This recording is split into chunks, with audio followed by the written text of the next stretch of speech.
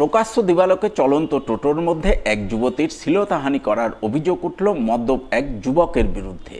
ঘটনায় যুবতীর তরফে লিখিত অভিযোগ পেয়ে অভিযুক্ত যুবককে আটক করে ঘটনার তদন্ত শুরু করল পুলিশ। বুধবার দুপুরে ঘটনাটি ঘটেছে মালদার হবিবপুর থানা এলাকায়। ঘটনায় আক্রান্ত যুবতীর অভিযোগ, এদিন তিনি টোটোতে চেপে হবিবপুর রাইস মিল থেকে বুলবুলচন্ডির উদ্দেশ্যে যাচ্ছিলেন। ওই সময় দেবীপুর মোড়ের কাছে দুই যুবক মদ্যপ অবস্থায় টোটোতে চাপে, কিন্তু কিছুটা যাওয়ার পরেই এক যুবক তার শরীরের আপত্তিকর অংশে হাত দেয়, যার প্রতিবাদ করেন তিনি। ওই সময় অভিযুক্ত যুবক তার সঙ্গে অশ্লীল ভাষায় কথা বলে এবং হুমকি দেয়। এরপর তিনি গোটা ঘটনা জানিয়ে হবিবপুর থানায় লিখিত অভিযোগ দায়ের করেন। অভিযোগের ভিত্তিতে পুলিশ সন্টু মণ্ডল নামে ওই যুবককে প্রথমে আটক করে এবং পরে গ্রেপ্তার করে। এরপর বৃহস্পতিবার ধৃতকে পেশ করে মালদা জেলা আদালতে। গতকাল আমি আমার একটা নিজস্ব কাজের জন্য হবিপুর থেকে বুলবুলির দিকে আসছিলাম।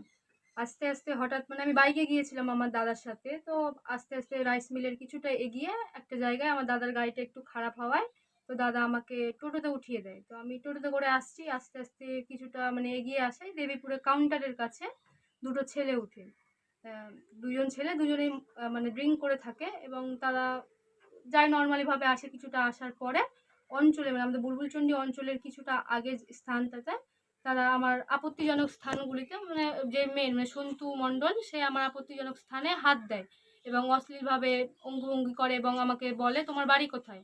এবং তখন যখন আমি তৎক্ষণাৎ প্রতিবাদ জানাই তখন টোটো চালক যিনি আমার যিনি কাকু উনি তাড়াতাড়ি করে টোটো থামিয়ে ওনাদেরকে নামানোর চেষ্টা করে, কিন্তু ওরা নামতেও চান না। এবং তখন আমি বললাম ঠিক আছে কোনো অসুবিধা নেই, তাহলে সামনে সামনে বসানো হয়।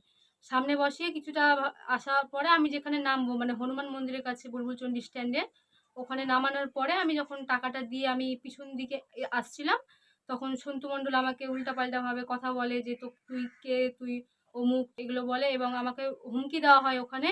এবং সেখানে আমি তো অসুস্থ হয়ে পড়ি, আমাকে হসপিটাল নিয়ে যাওয়া হয়। তখন তারা পালিয়ে যায় ওখান থেকে, সেরকমভাবে কোনো কিছু হয় না।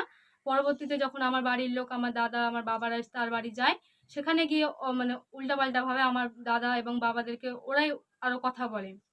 তো আমার একটাই দাবি যে মেন দোষী সন্তু মণ্ডল তার কঠিনতম শাস্তি দেওয়া হোক, যাতে পরবর্তীতে সে কোনো মহিলার ওপর বা কোনো নারীদের ওপর এইভাবে অত্যাচার করতে না পারে। আমরা যাতে স্বাধীনভাবে বাইরে বেরোতে পারি, আমি এইটুকু চাই।